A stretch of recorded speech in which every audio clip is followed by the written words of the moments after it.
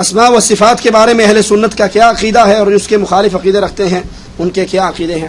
اہل سنت والجماعت کا عقیدہ یہ ہے کہ اللہ کی جتنی صفتوں کا ذکر قرآن میں آیا ہے یا رسول اللہ صلی اللہ علیہ وسلم کی احادیث مبارکہ میں آیا ہے، اہل سنت اس کو من و عین تسلیم کرتے ہیں، جیسے آ گیا ویسے ہی مانتے ہیں، اپنی طرف سے اس کی تعویل نہیں کرتے، اس کی تعطیل نہیں کرتے، انکار نہیں کرتے، اور اس کو اللہ کی صفات کو مخلوق کی صفات کے ساتھ تشبیہ نہیں دیتے، جیسے سید مودودی صاحب نے یہاں دی کہ بندے میں جو صفات ہیں یہ اللہ کی صفات کا عکس ہے، یہ تشبیہ ہے، یہ حرام ہے۔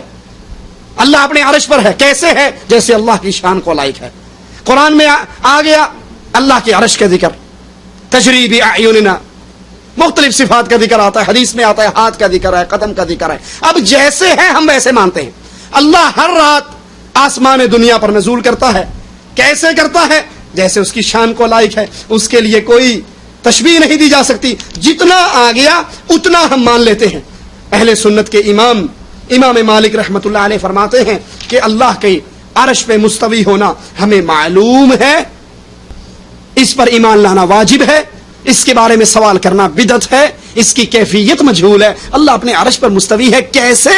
اس کی مثال ہی کوئی نہیں، کیسے کیسے کہا جائے، اس کی کوئی مانند نہیں، لیسا کمثلہ شیء، جیسے اس کی شان کو لائق ہے۔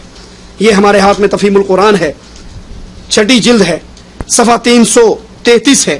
اس میں قرآن پاک کی ایک آیت کی تفسیر کرتے ہوئے لکھتے ہیں وَجَاءَ رَبُّكَ وَالْمَلَكُ صَفًّا صَفًّا، تو کہتے ہیں جاء ربک، اصل الفاظ ہیں جاء ربک جن کا لفظی ترجمہ ہے تیرا رب آئے گا، لیکن ظاہر ہے اللہ کے ایک جگہ سے دوسری جگہ منتقل ہونے کا کوئی سوال پیدا نہیں ہوتا، یہ اللہ کی صفت کا تعطل کیا جا رہا ہے، اس کا انکار کیا جا رہا ہے کہ نہیں، اللہ تو ایک جگہ سے دوسری جگہ منتقل ہوتا ہی نہیں۔ حدیث بتاتی ہے، رسول اللہ فرماتے ہیں، قرآن کی اسی آیت کی شرح بن جاتی ہے وہ کہ حدیث میں آتا ہے اللہ عز و جل آخری پہر اپنے عرش معلی سے آسمان دنیا پہ نزول کرتا ہے، کیسے؟ ہمیں شریعت نے نہیں بتایا، ہم کھریدتے نہیں ہیں، اس کے پیچھے نہیں لگتے، جتنی بات آ گئی اتنی بات پر ایمان لاتے ہیں۔ اللہ آتا ہے جیسے اس کی شان کو لائق ہے، اس کا انکار نہیں کرتے کہ نہیں وہ تو نہیں آئے گا۔ یہاں اللہ کی صفات کا ذکر ہے، عرش کا ذکر ہے، عرش کا انکار کرتے ہیں اور مختلف صفات پر تعویل کرتے ہیں۔